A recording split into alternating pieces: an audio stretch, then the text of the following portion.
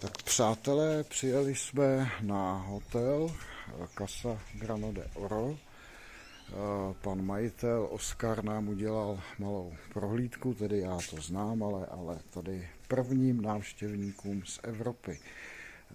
Popravdě se jim tady moc líbí. Budeme se na ně podívat a ukážou nám pokojíček, abyste tedy viděli. No podívejte se. Jára už tady leží. Jak se vám líbí pokojíček, přátelé? Sprcha, teplá voda, takže se na to můžete podívat. No, úplný luxus. Hlídači tady chodí. Tak a já zase pokračuju zpátky. A teď se půjdeme podívat na pokojíčky jednolůžkový, kde máme Tomáše, jako oddělená kabina, oddělená chata a v tom jsou pokojíčky. A tady jsou 4 pokojíčky, se můžete podívat. Jednolůžkový, jednoduše vybavený, ale čisťonky, krásný, útulný. Moc hezky to tady voní teda, moc hezky to tady voní. K dispozici krásně teplá deka, ručníky, mejdla. Pak jsou tady ještě 2 pokoje, takže v tomto domku jsou 4 pokoje. Ty první 2 jsou jednolůžkový, tyto budou pravděpodobně dvoulůžkový. A tyto pokoje v tomto domku mají společnou sprchu, takže zase teplá voda a společné toalety, oddělené pánské, dámské. Je to tady moc hezký, moc útulný. Líbí se mi to a našim hostům se to líbí také. Takže prozatím, přátelé, půra vydat. Tak dobré ráno, přátelé. Tak první noc v Grano de Oro v Casa Hotel RC, kde jsme večer dostali dobrou večeři, poseděli jsme u vína, u piva, u nealka, popovídali jsme si i s majitelem, s Oskarem. No a nyní je 5 hodin 30 minut, máme budíček, 6 hodin snídaně a nejpozději v 7 hodin musíme vyrazit, aby jsme dojeli k řece Chiripo, kde na nás bude čekat indiánský průvodce s koňmi, na kterých se naši hosté vydají 2 hodiny do džungle, do indiánského puebla. Já samozřejmě budu jako jeden z průvodců s nimi, nicméně půjdu pěšky, budu natáčet, budu fotit. No a uvidíte z toho určitě nějaké záběry a třeba vás to přiměje, že se přidáte k nám na tuto pouť. Jak jsem říkal, máme tuto jednodenní pouť za indiány, anebo můžeme zorganizovat a můžu vás doprovodit na skoro týdenní pouť, kdy se jde 3 dny pěšky daleko do džungle a pak se zase 3 dny jde zpátky.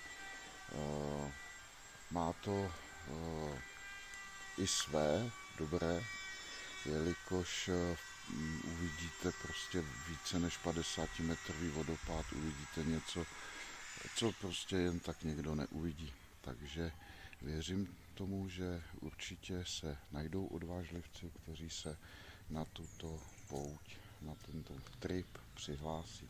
Takže přátelé, já jdu na snídani, přeju vám hezký den, no a my budeme vyrážet a určitě se ještě uvidíme a uslyšíme. Takže půra vida, přátelé. Tak, přátelé, jsme v nedotčené panenské přírodě, na indiánském území. Kopec, který jsme jeli nahoru na jedničku 4x4 i po tomhle asfaltu. Ten kopec je neuvěřitelný. Za celou dobu, co jsem tady v Kostarice, jsem ještě takový kopec nejel. A v podstatě ho jezdím jenom tady, když vozím lidi do hor na indiánské území. Takže jsme zastavili, protože i lidi, co jsou tady teďka, tak z toho byli trošku mimo, když viděli ten kopec před náma. Takže kouřová my budeme pokračovat dál. Co říkáte na kopec? Pěkný. Docela masakr. Co nám řekneš ty, Tomáši? Že se dívám tam na ty krásné domečky v tom kopečku. No, jsou hezký. No, abych chtěl bydlet. Tak to vidíte, no. Tak já vás zdravím, přátelé, z údolí v horách Čeripo, u řeky Čeripo, která tady hučí. Tamhle vidíte most a řeku. A tady už máme připravené koně. Jak vidíte, ten nejmenší se učí. Takže ten jde bez sedla, bez zatížení a já jdu s průvodcem pěšky. Je tady krásně, teplo, horko, teď si dáme kávu a vyrazíme do hor na těch koních. Předpokládaný návrat je ve 2, ve 3 tady, protože tak 2 hodiny pojedeme do kopce, nahoru, zase zpátky na Grano de Oro. Takže se budeme modlit, aby to auto dalo a určitě vám ještě něco natočím nebo nafotím. Takže prozatím půra vida. Vstupuje na koně, já vám to hezky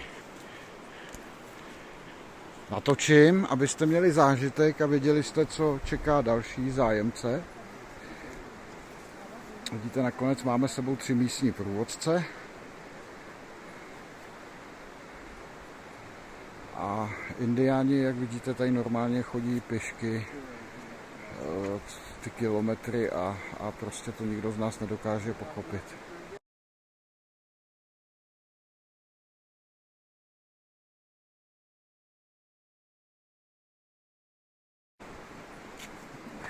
Kdybych si tam dal tu nohu, tak to bylo lepší. Ano, Jára sedí. Jardo, jaké máš první pocity? Motorka je lepší. Ano, tak jste to slyšeli.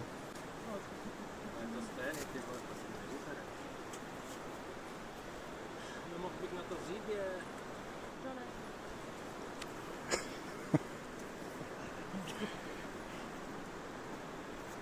Nemáte brzdu?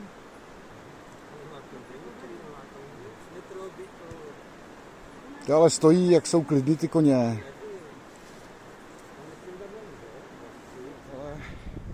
Přecházíme přes hory a jak vidíte, hezky si jedou hosti na koník. No a úděl nás průvodcuje jít pěšky. Já navíc teda nesu ještě pro všechny vodu, svačiny, ovoce a ještě k tomu překládám. Takže je to docela náročný a skutečně, jako jestliže někdo bude chtít jít do hor na tu pěší túru, tak buďte soudní a skutečně to je náročný. Takže zhodnoťte tu svůj zdravotní stav, svoji fyzickou kondici, jestli na to máte schopnosti. Jelikož je zde hodně špatný signál, je to všechno daleko, auta se sem nedostanou. A jestliže nastane v takové lokalitě problém, tak je skutečně velký problém postiženého odsud dostat, anebo mu zavolat záchranu. Takže to skutečně zvažte. Takže prozatím půra vida, přátelé, z krásných hor Čeripo.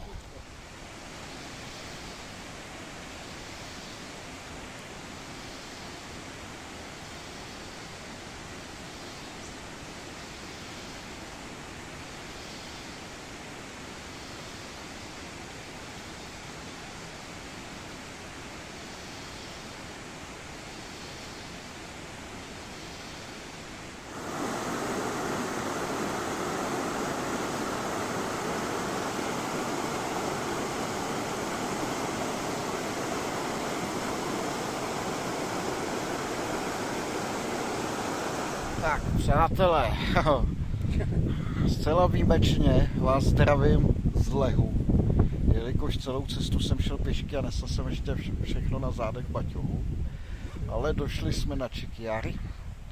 V podstatě jsme celou dobu na indiánském území, tady žijou původně indiáni, takže žádná elektrika, žádný plyn, žádný internet, voda jenom přírodní, co je z pramenů v horách. Tady teďka odpočíváme, vidíte Lucii. Tak Lucie, jaké máš dojmy z cesty? Skvělý. Na koni je skvělý, ale musí to mít plný zuby. Ten kůň. Ten kůň. A co nám řekneš, Tomáši, ty za moudro? Moc hezký. Nevím žádný moudro. A Járek k nám otočený zády, ten s náma asi nemluví. No, dojeli jsme, tak je to dobrý.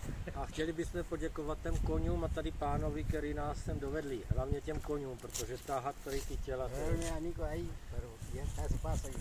OK.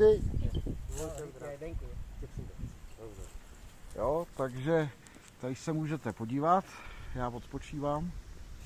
Pač, jak jsem říkal, jsem tu šel pěšky a teda musím teda upozornit a apelovat na lidi, jestli se rozhodnete pro toto, tak skutečně dobrý zdravotní stav a musíte mít prostě nějakou kondičku, nějakou fyzickou zdatnost. Po novém roce sem vyrazím tak na 3 na 4 dny. Budu přespávat i tady po té džungli, na těch místech, kde to zrovna jde a abych si to tady pořádně všechno zmapoval. Přátelé, zde vidíte v podstatě tradiční rančo indiánské, nicméně už modernější, protože má základy postavené z bloku. Jo, boky toho ranča jsou z jednoho druhu kani, se na to můžete podívat, a suchý palmový listí slouží jako krytina střešní a je teda zajímavý, že to skutečně neproteče. Tak se půjdeme podívat dovnitř. Doufám, že něco uvidíte. Tak vidíte, to je klasické indiánské rančo.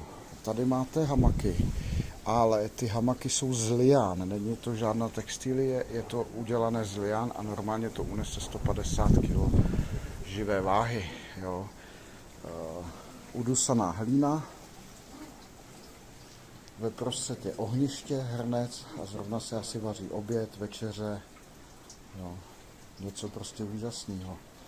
Jo, tady máte na mytí dřez, kuchyň, nádobí.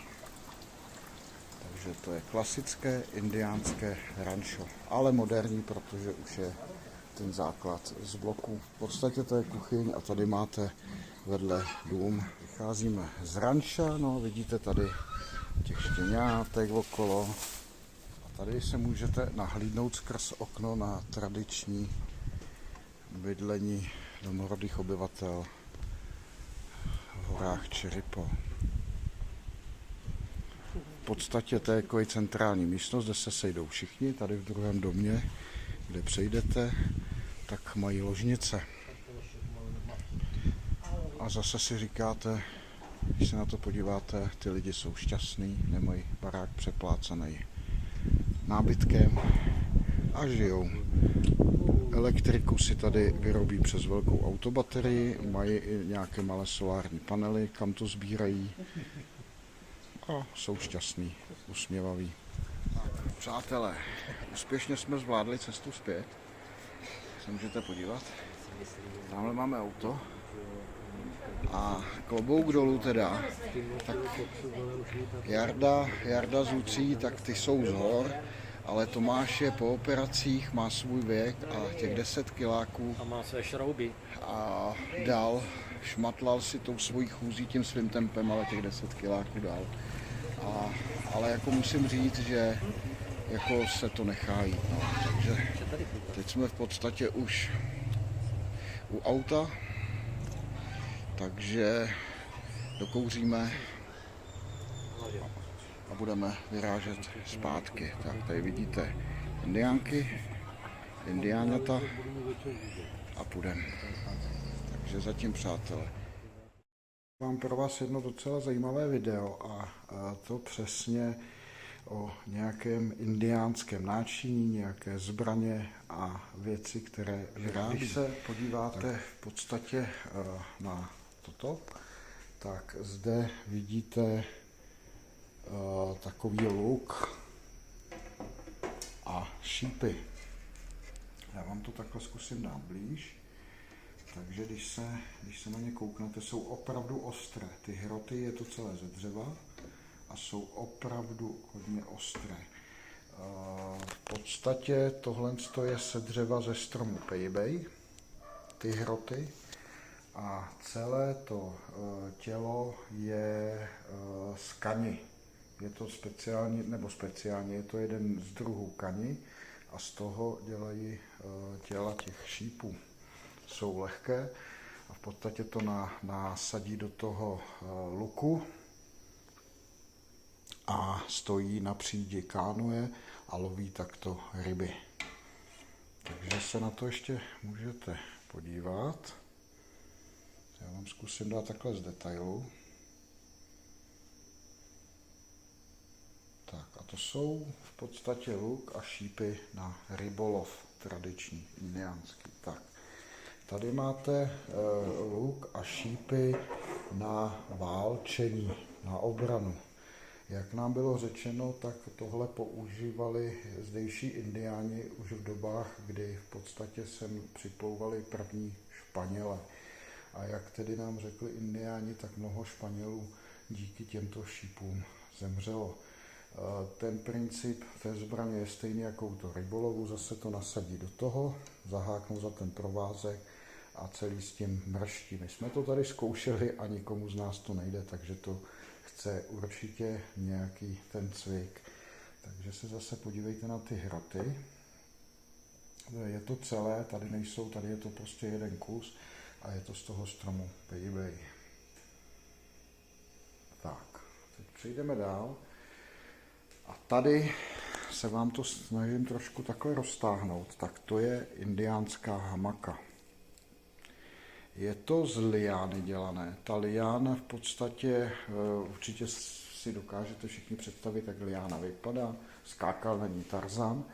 A tyto liány se nařežou na takové plátky, kousky a z toho ručně pletou tyto hamaky. Já sám, a že nejsem žádný drobeček, jsem si do toho lehl, sedl a naprosto v pohodě to prostě vydrží 100-120 kg. A musím teda říct, že to krásně voní, je to úplně něco jiného než hamaky, které koupíte. Jo. Vidíte, že z toho dělají i ty úvazy a kompletně je to ruční práce z přírodního materiálu. Tak a další věc je, že z těchto lián, sice to nařežou na drobnější kousky, dělají takové v podstatě síťovky, kabelky, které nosí indiánské ženy a dívky. Zase to krásně voní, je to přírodní materiál, ruční práce, mají různé tvary, různé velikosti, jo, když se na to kouknete. Jo. Tak, tady mají takovouto v podstatě. Sice nevím, čemu to slouží, ale je to hezké. Tak, ještě se na to můžete podívat takhle celkově.